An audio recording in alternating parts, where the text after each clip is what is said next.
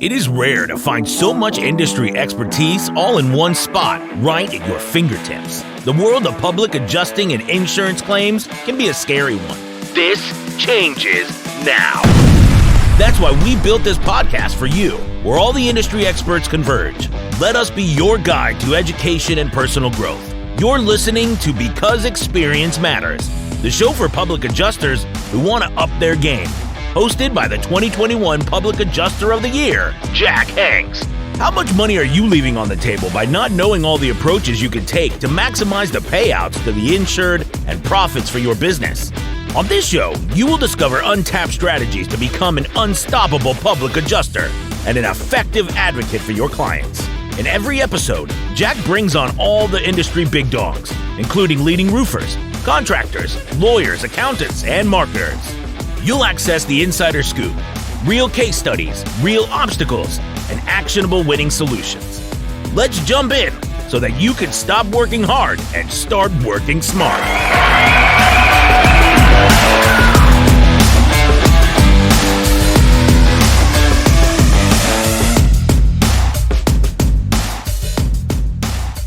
All right, guys, I'm very excited. Dropping a podcast today for one of the hottest topics in the industry. And I'm very honored and blessed and excited to have three not only pioneers and thought guys in the industry, but also good friends of mine to talk about this.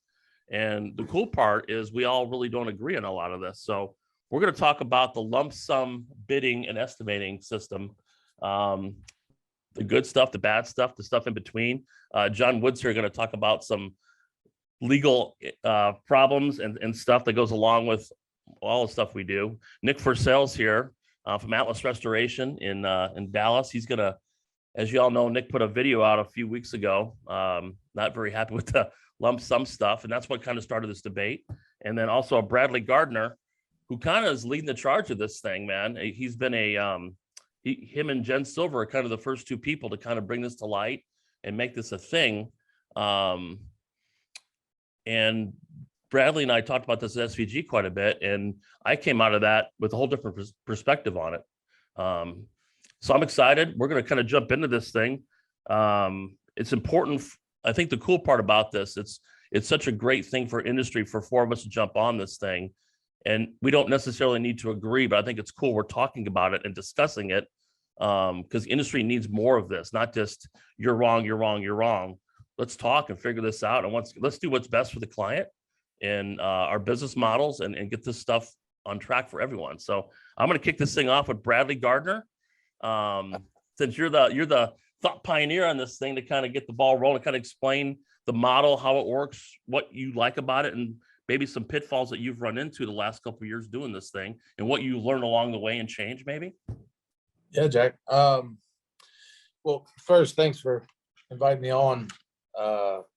And I'll say I get a lot of, a lot of the reason why I feed into this controversy stuff, and when it does happen, is because I make videos, I'll talk to individuals and all this stuff, and no one watches it. I'll get no engagement, and then like you turn around and start throwing dukes online, and like 1,800 people engage, and everyone reads every single word, right? So it's like, in order to stimulate this conversation, and I think Jordan Peterson had a quote that I put up not long ago. It was like, in order to think, you must risk being offensive.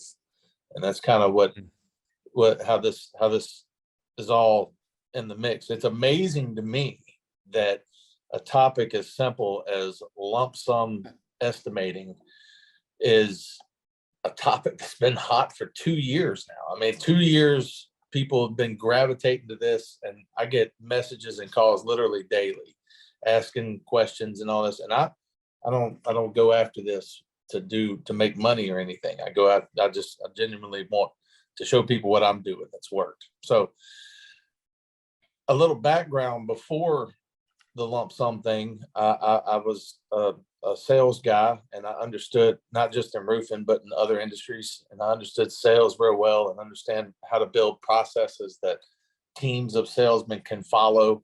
And then I ended up being an insurance agent, where I got,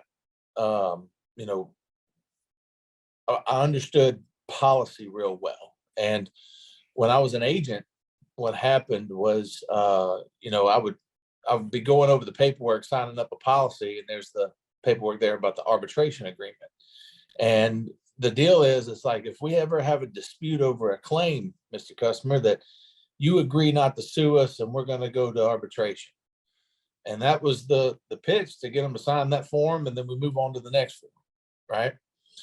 So when we had a big hailstorm when I was an agent, and I had an adjuster that was underpaying my claims, as they do, and people were calling me, cussing me out.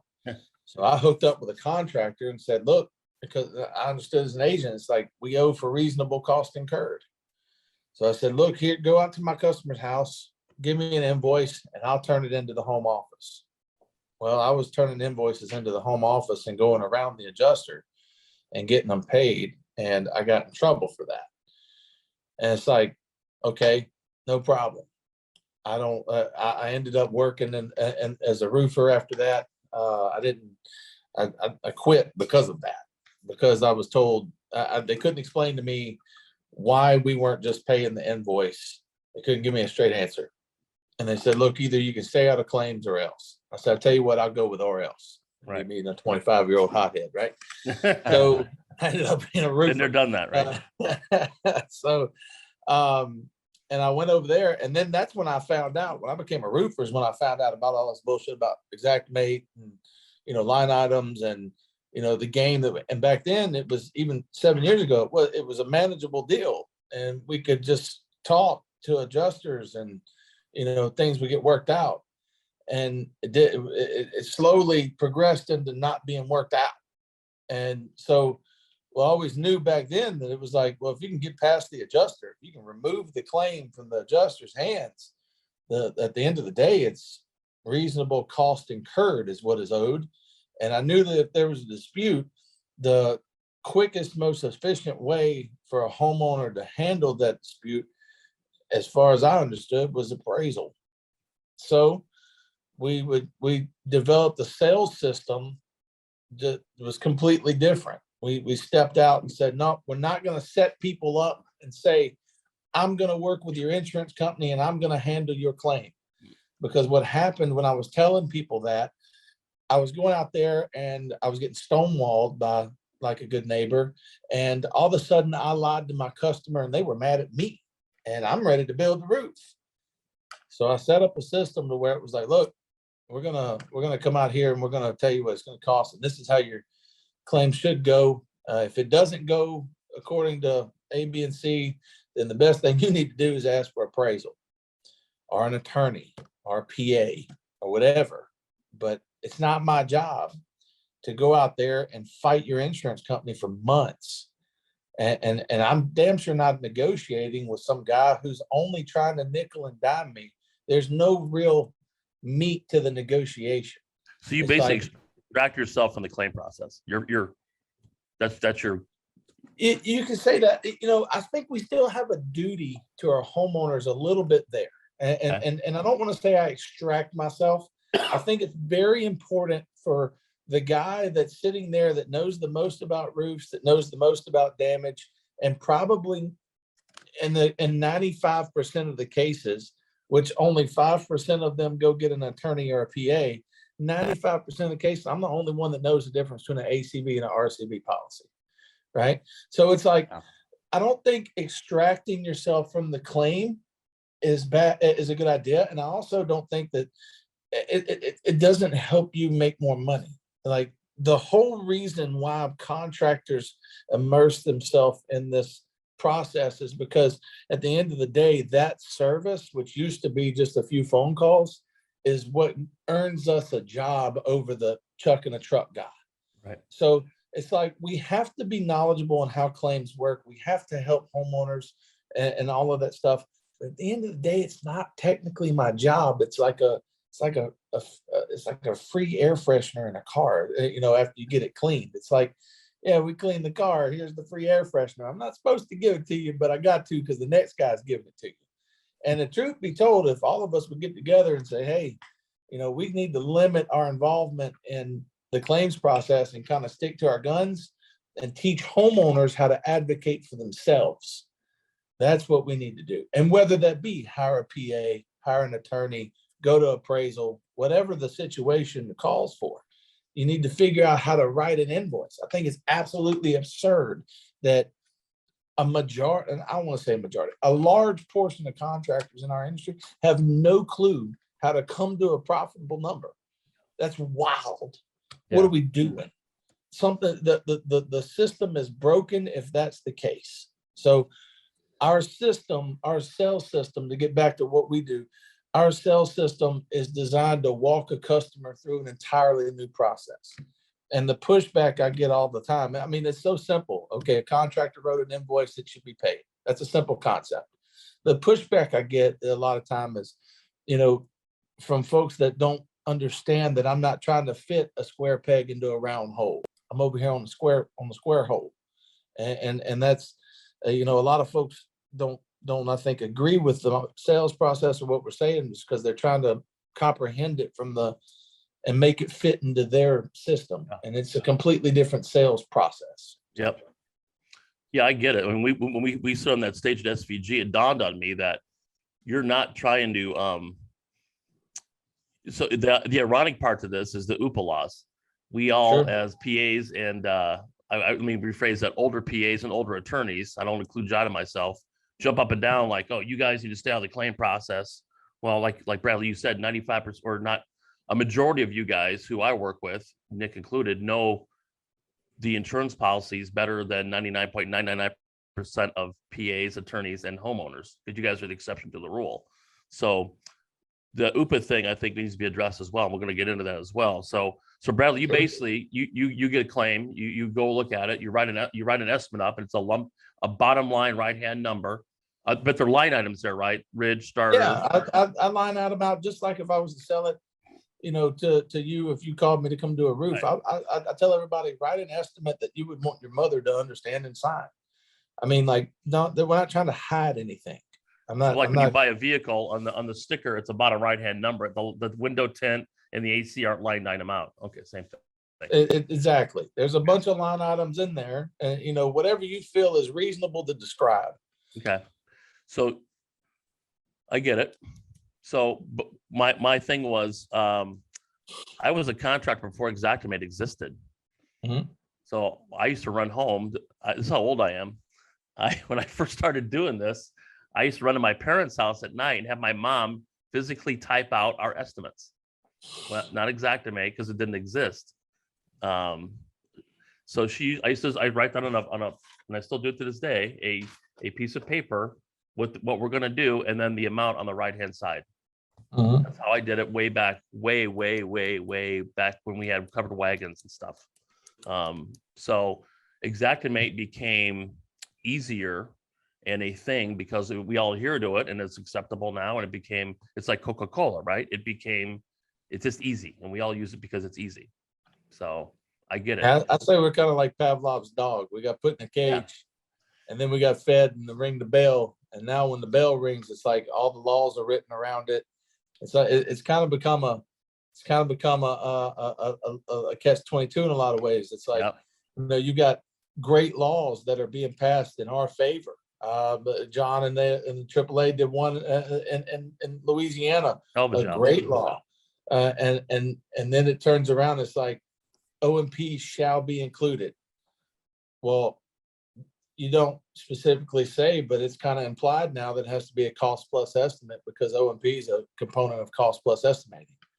It's like, well, where does it say that we have to do it in a cost plus estimate? And why is O&P, why not be reasonable cost included? And it's like, it's almost assumed and accepted that Xactimate's going to be and cost plus is going to be the format.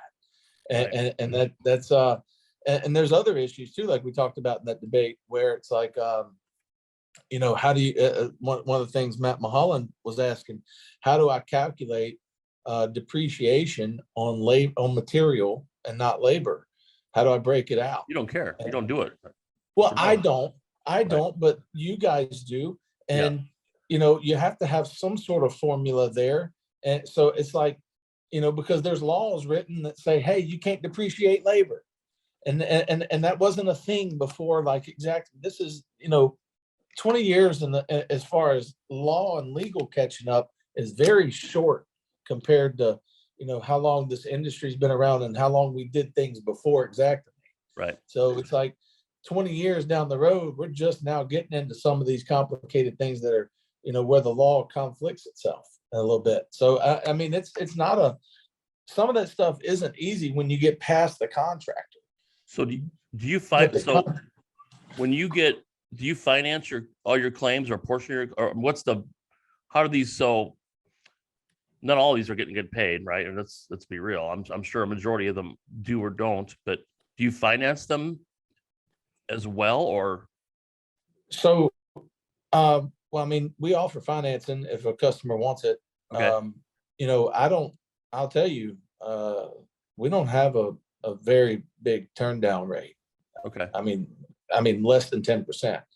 But my process is very to the point. Like, once we go for, once we request an appraisal, it's like, okay, they either grant appraisal and we win, or which I've never gone to an appraisal and come back with less money than I've asked for. I get the question all the time. It's never happened to me. I'm sure it happens. Wow. Never happened. Yeah. We don't try to gouge insurance companies either. That's another, I'm not out here trying to use this the wrong way. Or if they say, if you get that State Farm letter, it's like, nah, we're not giving you appraisal. It's like, okay, here, let me introduce you to an attorney. And then the attorney takes it from there, and I get a call in 6 months, says, okay, it's approved, and we go over there and roof it. But it's kind of at the end of the day, we kind of walk them down a path to checkmate from that point. It's pointless. This is a pointless, the only point to all of this delay and deny crap is to keep the money in the insurance company's hands longer. I mean, you got Warren Buffett quoted saying that he loves buying insurance companies because he makes money in what he calls the float, which is this, that period. Of course. That's when he gets to hold the money and make money off of it. And it's just, that's the whole point. And that's never going to stop. So, I mean, finding an efficient path, and I get a lot of people that think want some sort of magic pill. Absolutely. I sit here, I've got something like 140 claims, and I bet you 80 of them are over 90 days old. I mean, it's not like we're just sitting here punching something out and they're just, they can't, they do everything they can to drag it out. I mean, I bet John's got stuff that's over a year old. We do. It just happens. Yeah, of course. Yeah. There's no magic pill. This is a process for what can a contractor do to not have half of his project managers and salespeople's and office time spent arguing with some desk adjuster who's never going to give you a yes. Right. Like, so what's the sales process to where the homeowner doesn't look at me and say, why did you lie to me? That's what I cared about. Okay. Nick, you do it differently. You line item everything out. I've seen your stuff. Everything's, talk about details. Nick writes one hell of a scope, and it's detailed. So tell me your thoughts, Nick. I mean, you got a whole different perspective on this. So got to unmute, Nick. Oh, sorry about that. That's right. Yeah, no, I've tried it. I've tried it over and over and over. Like I said, this came up about 2 years ago. It was talked about first, I think, on stage in the, hoteling badger debate, which kind of plugged that idea in everybody's head. John gave the example of his station that he built down at the coast as a refinery or whatever that was. And, how he accepted a bid that was like $40 million more because it was lump sum and not a cost plus, and it was safer, but he was willing to pay more and all that. And, it makes sense. It sounds good, right? And a lot of the stuff that we hear at conferences on this topic and others, a lot of others, and like you said, I did make a video a little while ago, but little one, but it's things like this, they all sound good when we hear it. And what makes me sick, and I'm not saying Bradley, you're doing this, or Jack, you're doing this. I'm just talking in general here. A lot of these guys are doing it for the wrong reasons, and it's their hustle. You can't really blame them for it. But what I'm trying to separate is the reason why we're doing it. why we're going after all the extra money. Is it the actual cost, or is it just juice? You know, it's a slippery slope when you get into there. You know, what's reasonable? You know, nobody can operate a business at 20%. Nobody can. No. Not anybody with a legitimate business. I got an office full of staff, and I mean, God, Bradley, you're in what, 3 different states at least now, and I did that at one point, and holy shit, your overhead goes through the roof, pun intended, when you start traveling and servicing clients out of state and going back and servicing clients, you know, after the storm. That's when you really start, you know, it really starts costing you money that a lot of people don't think about. It's not the money you spend today, it's the money that drags on and on and on servicing clients. And that, in the end, that's what it's all about to me, is making sure that the client is whole at the end. And if sometimes I feel, if sometimes I got to eat, you know, if I'm $2,000 or $3,000 away on a residential roof, I'm just going to build it and move on to the next, because it's not worth it. I'm not going to send something to appraisal for a few $1,000s and have them pay, you know, have the client come out of pocket to gain a few $1,000s, a few extra percentage points. You know, it just doesn't make sense. And we spun our wheels like that for a very long time. And honestly, you know, it got people pissed off at me, like it did Brad. You know, you never want your client pissed off. You do this great job, and then, you know, the insurance company gives you trouble at the end, and you go and fight them. And then it just makes a great situation a bad situation. You know, it turns a positive into a negative, and that's going the wrong way for me. So we've tried this, you know, we've tried it over and over and over again. We've done the Xactimate customer total amount. You know, unfortunately, Xactimate's one of the easiest systems to use. I'm very efficient with it. I've got macros that I can just plug and play and go and blast out an estimate, both residential and commercial. It's just an easy software to use. And you can have all the details, all the line items. You can even add in your own, because Xactimate sucks, and especially for commercial. And you got to add in all this stuff that doesn't even exist in their system. And you can put all the notes you want in it, and you can write novels on it explaining it, and you can put all the documentation in there to support it. I mean, I've got Steve Patrick's treasure chest. Steve and I were friends for a long time, or we'll call industry associates, whatever you want to call it. You know, we did a lot of good work together. I've got a lot of great information from him, but through trial and error, it just doesn't work. I mean, it doesn't work for me. Like you said, Jack, I write a good solid scope. I don't fluff it. Brad, do you sound like you do the same? There's no fluff. I hate the PAs. I won't mention any, but you know, they charge $100 for a turtle vent. Come on, guys. You know, that's where they start to build their wall. So, you know, we keep it clean. We give them all the supporting data. We submit it. You know, it's the line item description notes. It's the quantity, all the quantities there. And then there's a lump number at the end, right? The customer total amount. We need more detail. What do you mean you need more detail? Well, they want to see the line item pricing. Well, that's proprietary information to my company. You know, what does it matter? It's like turning in invoices that we'll never do. It's proprietary information. Whose business? I promised myself I wouldn't interrupt here, but when you ask for O&P, your cost is not proprietary anymore. And when you're asking for it in a cost plus format, now they get to see exactly what your costs are. And that's the problem. That's what they get to do. They get to come at you and say, give me your costs, give me your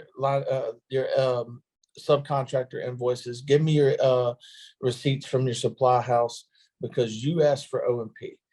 And that's the crux in the whole thing, and why we can't do it. I was getting to that though, Brad, and I did that at first. I'm sorry. No, it's good. No, it's fine. That's we're having a conversation here, right? You know, and so we did that, and we spun our wheels, and I had this conversation. I don't remember who it was with. So there's a way that we can go in and do a global change and add whatever percentages we want to the entire estimate within the line items, and not click 10 and 10, right? So now this number grows at the end, but they have no idea how you got there. And they're putting it into their system, trying to write a comparable estimate, and they can't get there. So they're like, how did you get there? Explain it to us more. We need more detail. You've got all the detail I'm giving you. This is my price. Yes, could I now here's, so there we go. We got everything built into the line items.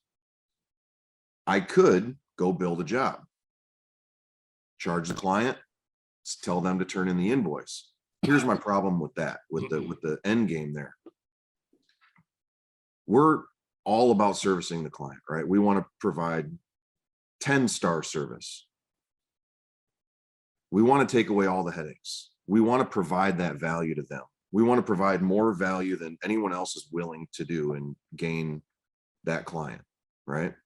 So I feel like we have to, I feel like we're dumping a lot of responsibility on people. And, our residential clients we don't really get into the cookie cutter blue collar stuff like that. We're in higher end neighborhoods. These people are owners of businesses, CEOs, general. They don't have time for that shit. They don't want it. They want a general contractor to come in and handle everything A to Z, soup to nuts, insurance, repairs, everything. Just do it. We don't care. Here's our deductible. Go. That's the ideal client for us. We'll take care of it. But it's not working. I can submit the Texas Department of Insurance bulletin that says you have no right to tell me how to submit my estimate to you. They don't care. They don't care. We need more detail. I've got it in email after email after email. We need more detail. Sorry, we can't. I've got the clients copied on all the emails every time. And they'll say, this is my contractor's price. Why aren't you paying? We need more detail. It's their famous words. Mm-hmm. I think part of the problem there is that we're asking the insurance companies to pay these numbers on a prospective basis. And that gives the carrier's own misconduct the opportunity to drive the market behavior here. So they're saying, no, I'm not going to do it. Give me more detail, even though that's not their standard. They'll say, I'm not going to pay your invoice, whether it's lump sum or based on an Xactimate, because I can find a contractor to do it cheaper. That's not their standard. And so the carrier's own misconduct is that's the tail wagging the dog here. And so you've got challenges using both models. You will have challenges using both models. You will have claims get improperly denied and underpaid.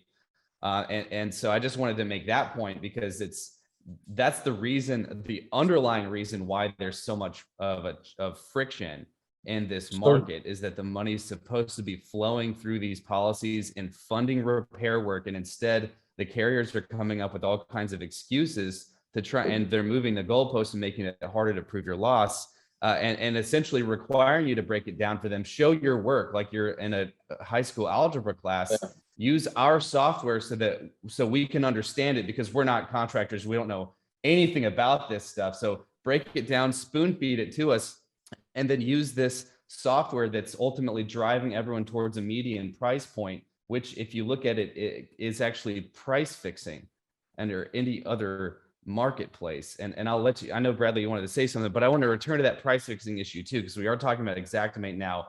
But I've got, a fair amount to say. I guess I could wait for you guys to continue elucidating the nuances and differences between these models. We can do this. And I admit, I hadn't seen Nick's video. I don't know if that was on level of playing field. I'm still banned from there. Oops. So what it was, Nick's biggest thing was, there are some business models out there. You're not, Bradley, not you, but a lot of these guys turn the stuff in and then they flip it to appraisal. It seems like it's a vicious circle of a business model, and only people getting rich are the appraisers and the roofers, and they're not really taking care of the client. I say in my video how to apply lump sum and win, which is where I go out and lay down the sales process skeleton. The last slide in there talks about greed and not allowing that to take this over. It's like the last thing I say about this is, please don't be greedy. Right? Yep. That's all you can say, because the people are going to do that. There's nothing we can do about that. They're going to try and figure out a way to manipulate it, but it's that shit that got us to this point in the first place. Well, see, I agree with you on that, because remember about 2 or 3 years ago, Hotelling and Badger were on stage at SVG, and I do agree. I agree with Badger on a lot of things he says, and one of them, what I agree with mostly, is hogs get fed, pigs get slaughtered, and you're killing the golden goose. So what's happening is, instead of having 100 claims in an area, now they're having 1,000 claims in an area, and several hundred of those claims aren't real and legitimate. They're not real claims. And John and I preach in our training, real claims with real damage during the policy period. That's a claim. Yeah. Throwing stuff against the wall, maybe hoping you know, 1 out of 100 hits. That's what's hurting the industry more than anything, and that's what's killing you guys. Because then the insurance companies have to manipulate their back end to control what's going out. So it's a circular thing. The We're bad all are in it for I the agree good. with that. The bad are in it for the good. Absolutely. I guess, well, there was something that John said that I was going to respond to there. So when talking about, like, you know, now the customer has to go to attorney, and that part of our deal on our end, we document every time, everything we've said, every email that comes from the insurer, all of that gets saved in our CRM. I think the service, to touch Nick on how we serve our customers now, is not so much as being the guy that's out there swinging the sword at the insurance company, but it's to help set up their claim, to then turn around and hand the entire file over to a PA, an attorney, so they have the ammunition to then turn around and make an efficient settlement out of this deal. It's so much of that, so much of the time that gets wasted, and I'm sure John and Jack can talk about that on their end, is they have to start over from scratch the minute they get hired. And that's like usually 8 months later, because nobody wants to pay for them.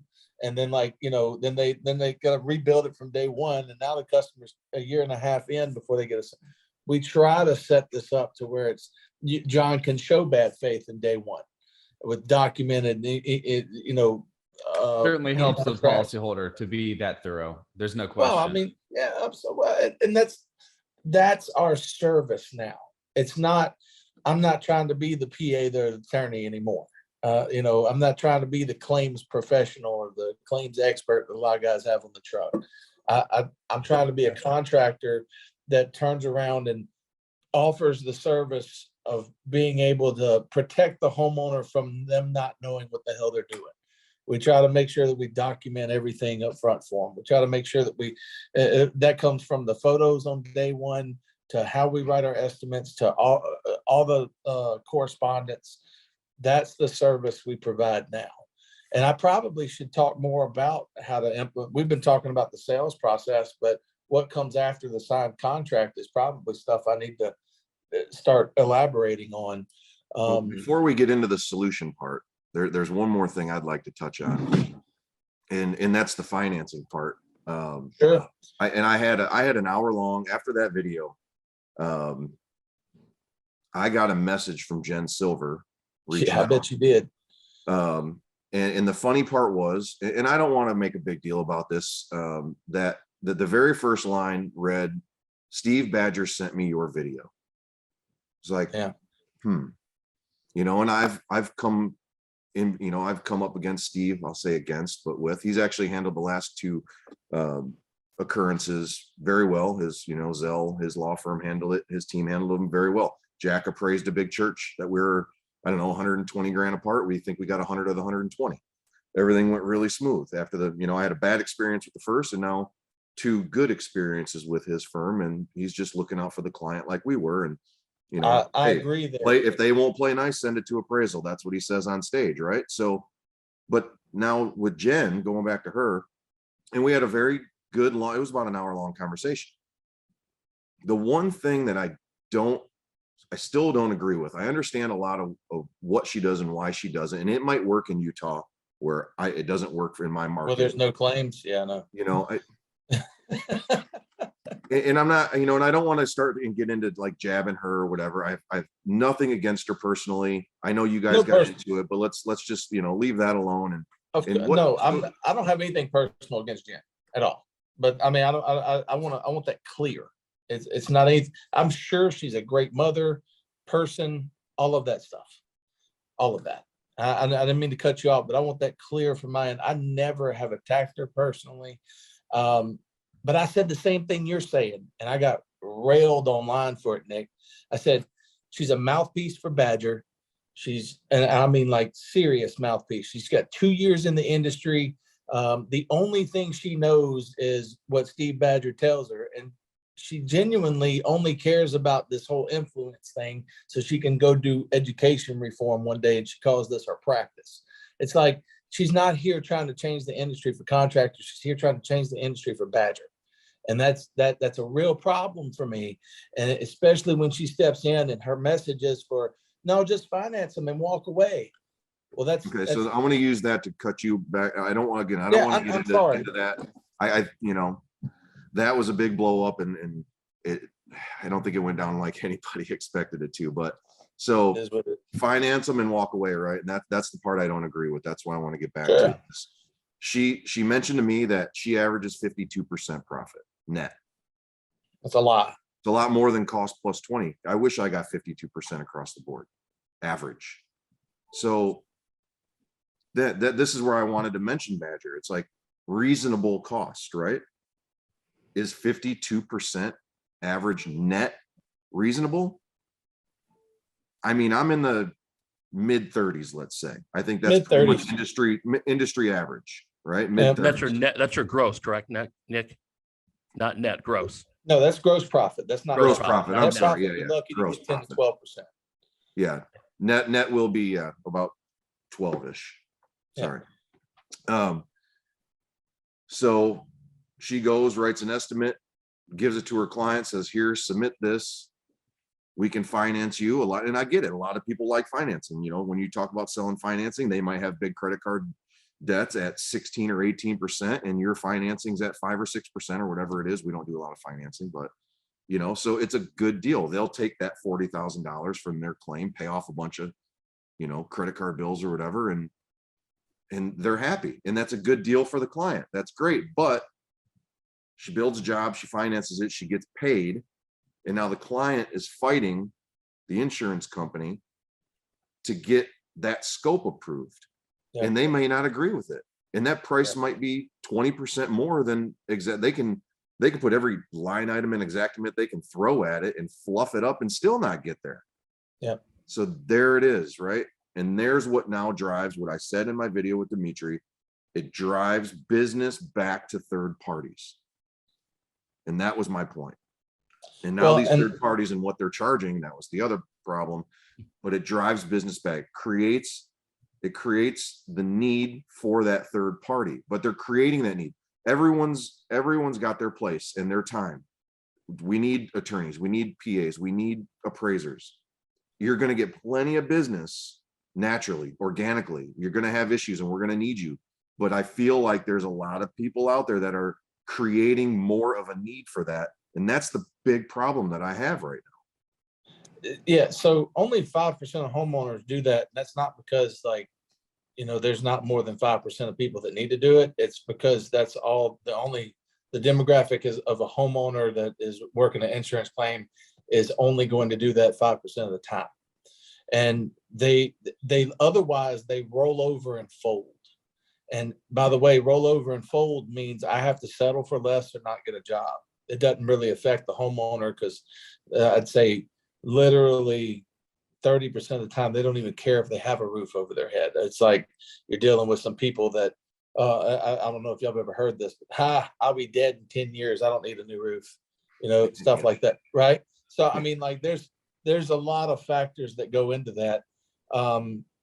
I'll say, you know, the necessary evil of third party, Jack and John, it is it's a necessary expense. And I get beat up a lot because, well, what about the homeowner? They're going to have to pay out of pocket. Yeah, man, that's, you know, typically anytime if you know, like I got a lawsuit going on right now. I got to pay an attorney, got to probably end up paying 20 grand out of this whole deal to go get my money that I was owed.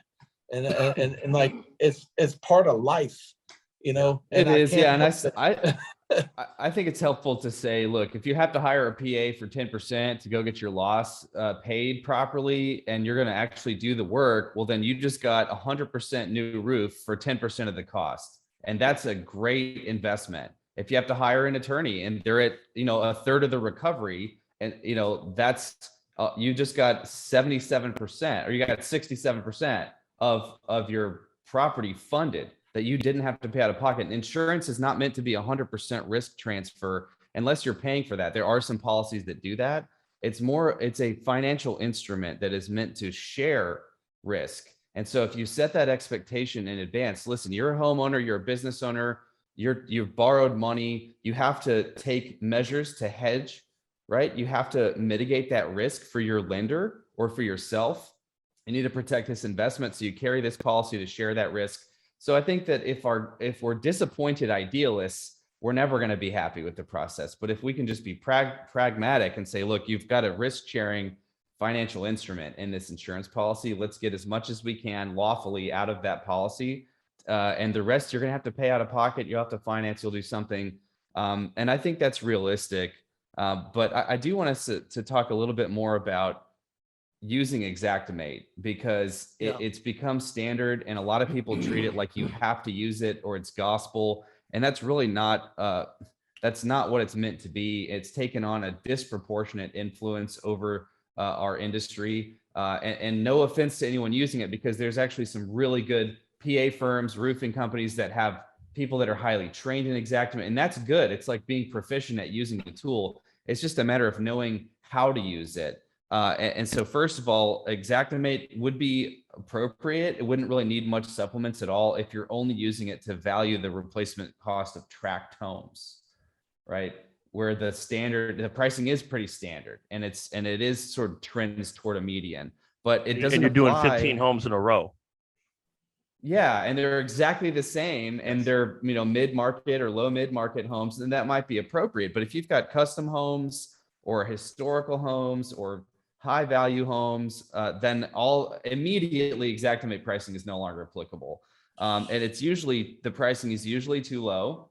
It is usually too generic, and really it's not how the carrier's loss is determined, and that's the key, and that's the first thing I said, is that the Xactimate price, a prospective bid from someone, even if it's prepared in a lump sum or even if it's broken down per line items, that's not the legal standard for determining the insurance company's liability. If you look at a standard replacement cost policy, it says when the repair or replacement is actually completed, we will pay the covered additional amount you actually and necessarily spend to repair or replace the damaged part of the property. So the standard is whatever the market dictates, that's what we will pay in a replacement cost policy. And so we need to keep that in mind. That's what drives the liability in a loss. And so truthfully, what the carrier's liability is after loss up to policy limits and subject to the deductible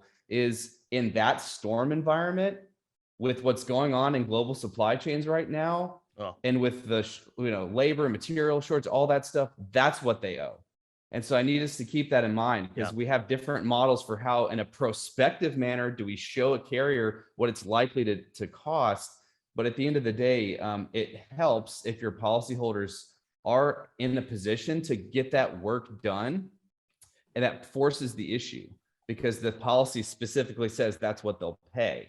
Now, it's not necessarily the only way to make the carrier pay that amount, because if the insurance company is in breach, for example, and they fail to pay the proper actual cash value and an undisputed payment to even kickstart the work, and it's financially or practically impossible for the policyholder to commence repairs because they don't have that, the carrier hasn't fulfilled their obligations, they haven't shared that risk appropriately like they promised to, then it's a different story, because now you're proving the loss in a court of law.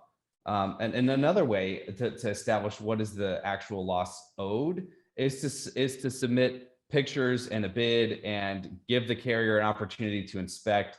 And at that point, the insurance company has everything that they reasonably needed to know in order to be apprised of their own liabilities. And you've essentially proven the loss. And at that point, if the insurance company doesn't pay you what you're asking for, just go ahead and sue them. You can go ahead and file an appraisal. You could do that. You could adjust the loss, or you could sue them because your cause of action has already accrued. So I think that the industry would also benefit if people were more informed of their rights and were more aggressive in standing on their rights. Because if every single gas station you go to, it says shoplifters will be prosecuted to the fullest extent of the law. And if you're an insurance company and you're not paying people what you owe them under your policy, they should be prosecuted to the fullest extent of the law, civilly and criminally where appropriate. So I've read a lot of policies. I don't remember seeing the word Xactimate in any of them. No, Right. no, it's not. And yeah, exactly. And if you actually look at Xactimate's disclaimer, they specifically tell you, do not use this the way it's being used. It's actually So- extraordinary. I want to say though, what you guys are talking about there is after it gets removed from our hands, we still got to deal with the desk adjuster who doesn't care what y'all just said. Right. That's a huge problem. And so training so I remember when I was at Harvey, I'll never forget this. I went up to a claim and FEMA had a bulletin on the wall, hiring adjusters, no experience necessary, $3,500 a week. Right. Right. So what's happening is the carriers are just going back to the other model of too many claims. They're plugging people in with no training and no experience. They don't know what a shingle looks like or a piece of flashing or anything, nor do they care about Honestly, your it's profit. intentional. Well, It's sure. intentional. I mean, you can, if you just don't train people properly, you don't have to tell them to act in bad faith. They don't know, they're not competent enough to behave in good faith. They weren't trained well enough to do it. And so it's going to happen automatically and systematically. And that gets them out of that. That's their business model. That's perfect because that's what they do it on purpose for, because they can't get sued for bad faith, because being an idiot, being a shitty How do you adjuster. prove that they had this specific intent to harm your client if they don't know enough to do it right in the first place? Then Bad they're faith- So insulated one more with- thing. No, please. Yeah, one more thing I want to go into about Xactimate, and because I mentioned price fixing before, and that's actually a federal crime. And so I want to elaborate on that, because I'm not just trying to throw that around. I'm not accusing anyone on the policyholder side of price fixing, but for an insurance industry to be driving everyone to use this software, I think it must give pause. And if you look, just pretend you don't know anything about how insurance claims are settled, and you don't know anything about Xactimate. Just let me read to you from the Department of Justice memo on price fixing and bid rigging, and see if this doesn't make some alarm bells go off and how we're using this software. Quote, price fixing and bid rigging schemes are per se violations of the Sherman Act. That means that where such a collusive scheme has been established, it cannot be justified under the law by arguments or evidence that, for example, the agreed upon prices were reasonable, the agreement was necessary to prevent or eliminate price cutting or ruinous competition, or that the conspirators were merely trying to make sure that each got a fair share of the market.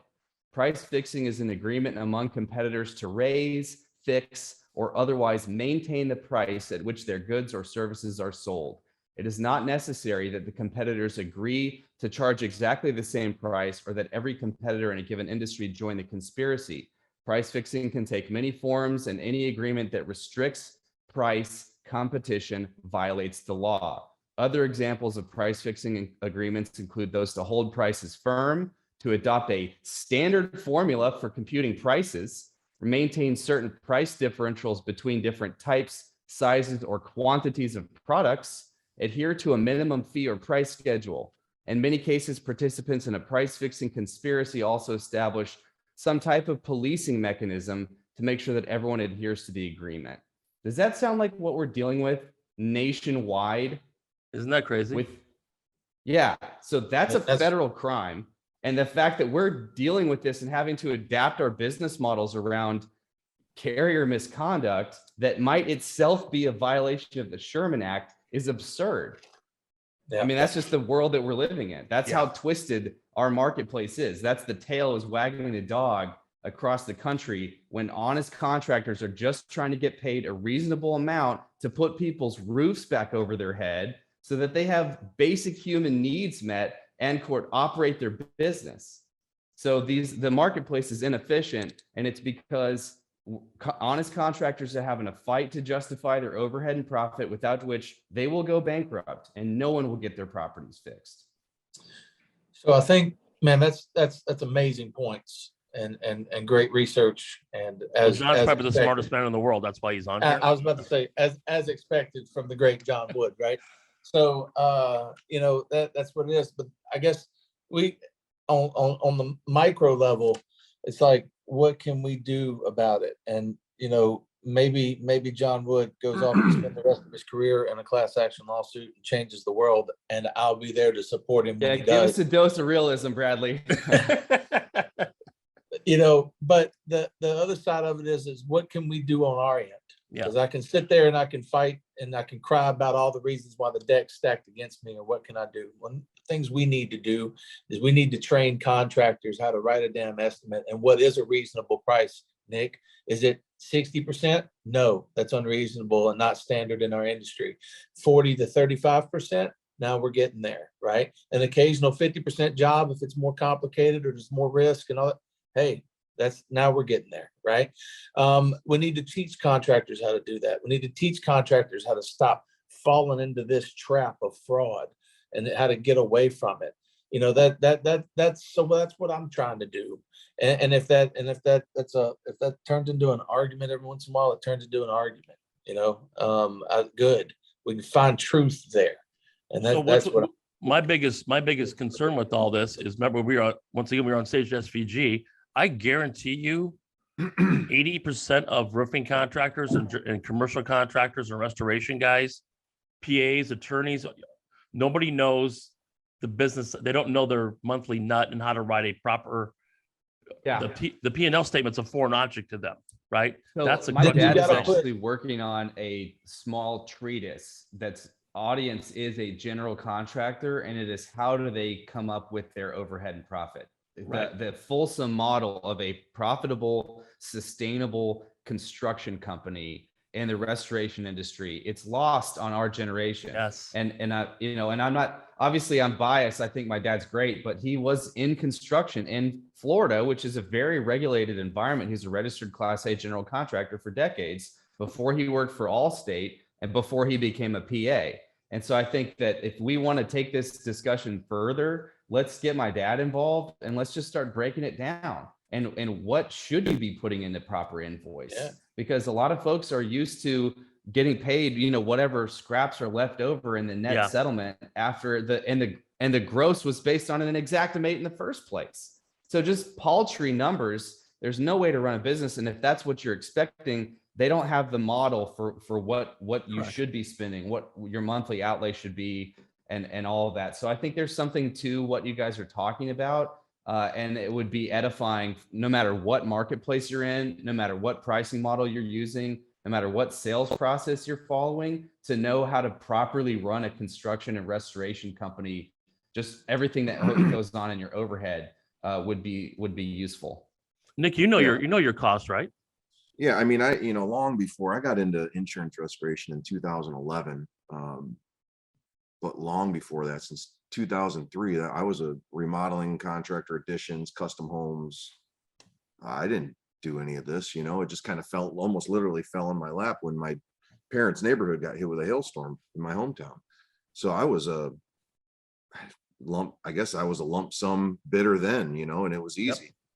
Find out what my material costs, how long it was going to take me. And I was swinging the hammer at that time. So I was just, hey, is this a 2-day job, a week job? What do I want to make that week? And here's the price, Mr. Homeowner. And it was easy. Things get complex when the insurance company gets involved, right? So, I ran an experiment. I got to be honest with you. And it did work one time for me recently, about 2 weeks ago. But this is a water mitt claim from February 21. Oh, God. And this just worked 2 weeks ago, right? 15 months later, we're settling our last few water mitt claims from that big freeze here in Texas. And I did what I've never done before. I submitted it was mostly all labor. It was demo and mitigation work. We didn't really do the rebuild. So I submitted all my 3 or 4 sub invoices that I had. I put 12% overhead and 28% profit. And I submitted line items, and I had, I think, like 16 hours of supervision in there. I sent it to the adjuster, and I was like, all right, after a year, maybe we can get this approved. And he said, take the supervision out and I'll pay the rest. Done. Right. Yeah. Done. Well, that's what happens when you get past the desk adjuster. It's like once you start threatening appraisal or notice I never tell the homeowner to invoke appraisal. It's like pay my contractor or take me to appraisal. It's pay my contractor or y'all invoke appraisal. That's what I tell homeowners to do. But when that happens is now you start getting to that guy. That guy calls you and says, "Hey, I've been reassigned to the claim. What do we got to do to settle it?" They want it out of their pile on their desk. Yeah, they want to get it off their desk. So that's what we hope. That's step one. Well, here's the question. Why is it that last week when I turned it in and we had a small residential roof come in, it was like 35 square. I was like, all right, I'm gonna try it. I'm gonna do it again. We finished the job. I submitted my final invoice, certificate of completion, and a line item invoice, which I put into Adobe, and I've got the invoice and then all the attachments with all of our costs. And I went ahead and submitted it same way, and it got denied. Yeah. So water claim, easy. Roof claim, back in the same situation again. It didn't. You're dealing with a desk adjuster again, and your homeowner needs to step up and say, "Hey, either pay my contractor's invoice, or I'm going to hire an attorney," because you've already done the work. And the minute your homeowner steps up and starts saying words like that, it gets reassigned to the guy that paid that water mitt thing or one like him, and he says, "Hey, what do we got to do to settle this, man? We're trying to be reasonable." And he said, "Pay my invoice." "Well, if you could take the pipe boots off, I'll pay it, deal." I mean, and that's the way it works every day. And my office does that every day, except for that we don't wait 15 months to get to that point. We fast forward through that shit. After about 2 weeks, we start demanding that we get out of the loophole. And that's the whole process is that's where it goes whenever it can't be resolved. It finally gets kicked up the chain a little bit, and we just try to kick it up the chain quicker, and if we can't kick it up the chain, or if they're not willing to, like State Farm or whatever is not willing to, then we turn it over, and without a doubt, Jack's going to go in there and do his thing and get what he does, or John's going to turn around and he's going to go after him. And not only is John going to go after him on that one, he's probably going to turn around and go after him for the bad faith. In Louisiana, it's automatic penalties and all. It's beautiful. They fuck around in Louisiana, man. It costs them a lot of money to play these games. I wish we had that here in Texas. And I mean, now that you've got a Texas office, you're seeing why this gets me fired up. You've been, a little over a year now or something like that, I think, in Texas operating. Has it been about a year? Who, me? Oh, yeah. Oh, Yeah. I'm sorry. Yeah, we went to San Antonio and last summer. So, and did well. And look, Texas has its own challenges that go with it. It's fun in Texas and all. But then you've got this stupid ass deductible law that adjusters they just make up their own rules around, and getting paid out of that. It's all kinds of aggravating rules over there. And now you've got Badger lobbying for new laws on appraisal. He's trying to separate price and scope. I mean, y'all got everyone thinks Texas is this easy market with no rules, man. Texas is like becoming a shit show. It's no rules on the contracting it's side. tough. But there's a lot of roofs there. There's a lot of hailstorms there, but it is a difficult legal environment. And I think that it's important to measure expectations too, because, different models are going to fly in different jurisdictions, different legal environments. There's no one size fits all for the whole country. And in Texas, you do have the deductible law, and there's pre-suit notice requirements. There's procedural hoops that you have to jump through even after you've hired an attorney that slow things down. And I think that the outcomes are, maybe if you're getting 70% of your RCV, even if you've got everything is perfect, your hailstorm is prove a lot, and if the data is great, the coverage is great, everything is great, you're still looking at a fraction of what you truly are owed. And that's where you've got, fund my deductible and other financing models are cropping up as, market driven solutions to help get around inefficiencies, again, caused by carrier misconduct. And that's what's the root cause of all of this friction, and why we're debating which models you can use to survive in a world where the field is tilted against you. This is a salutary discussion, and we call it a debate. I think it's a civil debate, and you said this too, Bradley. That's supposed to get the truth out, and I think that I appreciate the gentility modeled by this discussion today, because there's a lot at stake, and people's livelihoods are based on this, and professional reputations. But this is civil discourse. This is how we figure this out. And that, Yep. we iron sharpens iron, and, we make a good argument, make a good counter argument, and the truth will emerge out of that process. So in part, we just need to keep this discussion going. So thank you guys for kicking it off and sharing your models and what's worked for you and what doesn't. I think Heck part yeah, of the man. problem is too, it's all or nothing. We all think about it. It's either one way or the other, and that's not necessarily the case. Laws, policies are different everywhere. So Sure. it may work for Nick in Dallas, but it may not work in Mississippi or Louisiana or Utah or Nevada or Arizona. It's all different. It's all driven by the policy and the laws, because the laws dictate what the carrier can get away with. In Louisiana, they That don't get away with a lot. probably has a lot to do with why I haven't dove into what comes after the contract. A lot of Let's talk about that. I That's got all- a few more minutes. Can you, let's say you got this thing, go to phase 2 on this, Bradley, 'cause that's the part. yeah. nobody Well, I ever talks mean, and that's where you start getting into what you're saying. It's like, where are we at? Louisiana, man, I'm gonna pull an attorney in as quick as I can, because it's a benefit to the homeowner.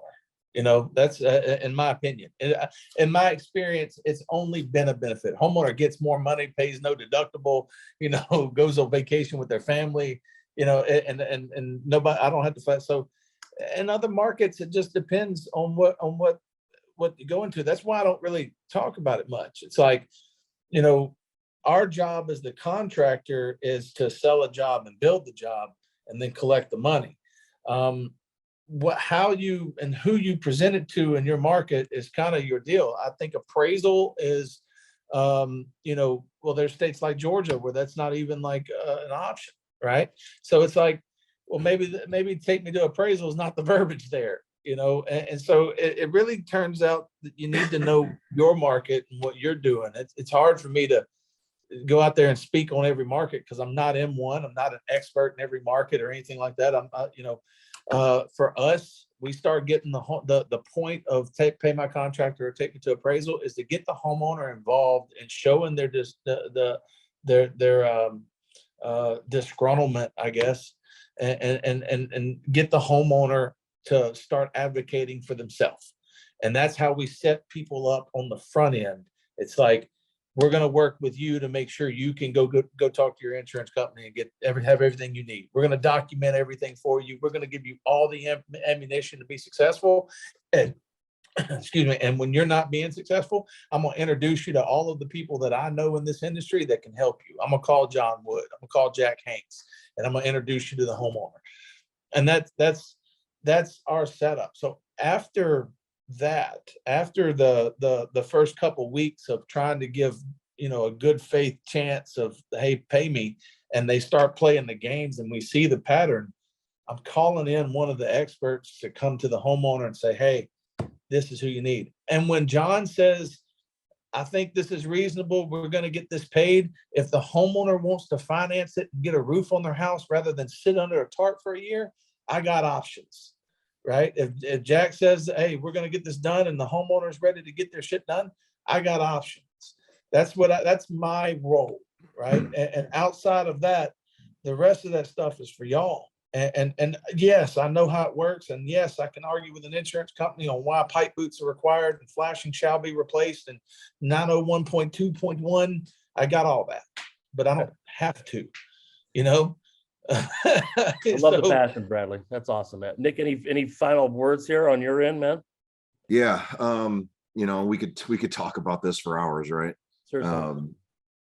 But we saw a big change in here. Bradley, I asked you earlier how long you've been in Texas because I didn't know if you were here before last February freeze. John, I'm sure you noticed that a big change after they spend $20 billion on water mitt claims that hail season rolls around, and it was a pretty devastating one, College Station especially, where they just locked it down. I mean, they weren't trying to pay anything, right?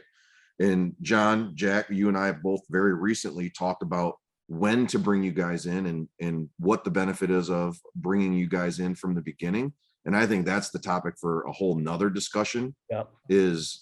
And again, here I am saying there's a right time and right place for a third party.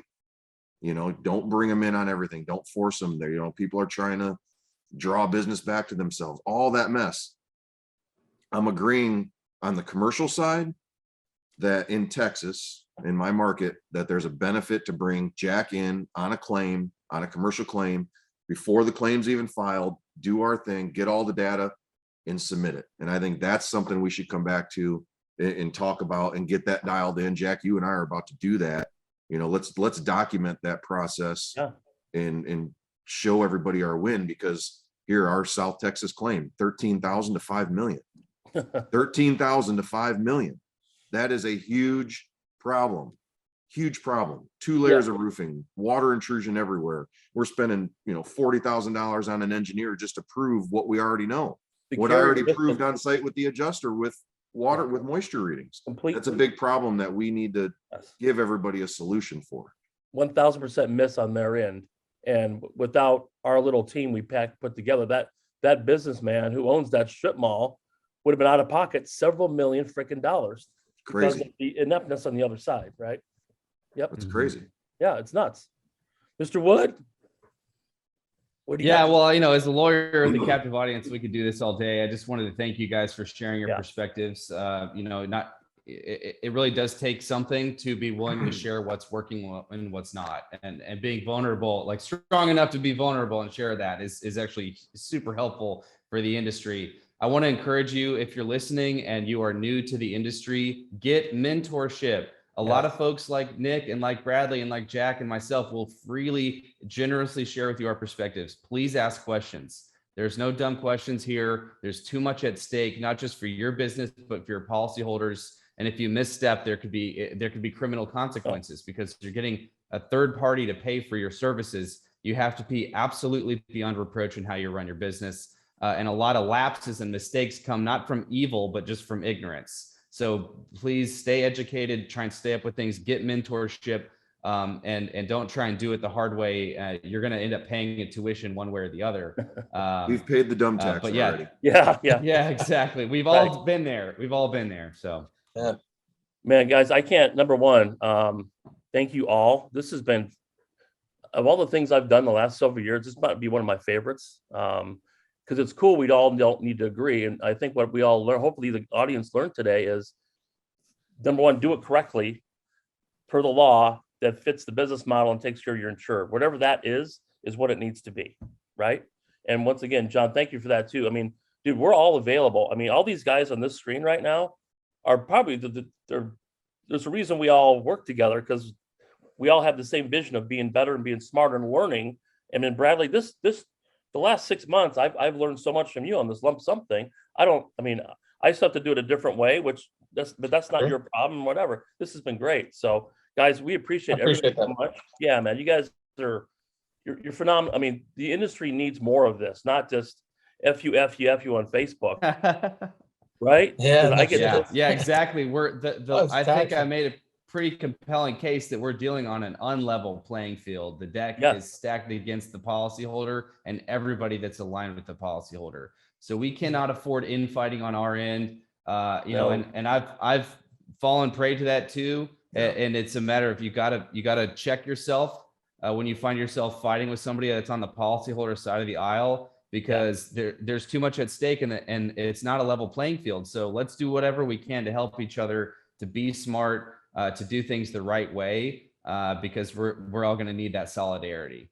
1,000%, man. So, hey, this thing's going to get edited, and it's going to be on iTunes. It's going to be on Spotify. It's going to be on Amazon. It's going to be on YouTube in a few days. And I'll post big time, baby.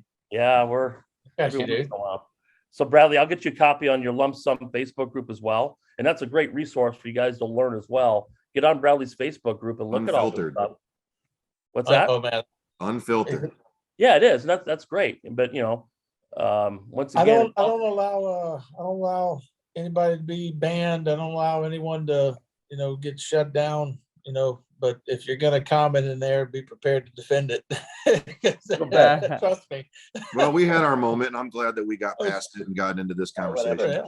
Well, you're adults and you run, once again, the vision of you guys are both here to do the right thing. Sure. Period.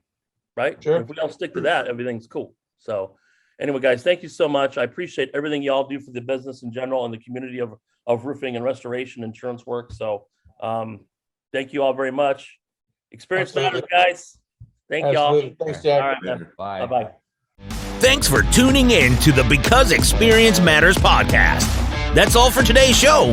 If you want to learn more or work with Jack in person, visit www.thejackhanks.com. Oh, and don't forget to give us a 5-star rating on iTunes or Spotify to continue to grow the podcast and change the industry.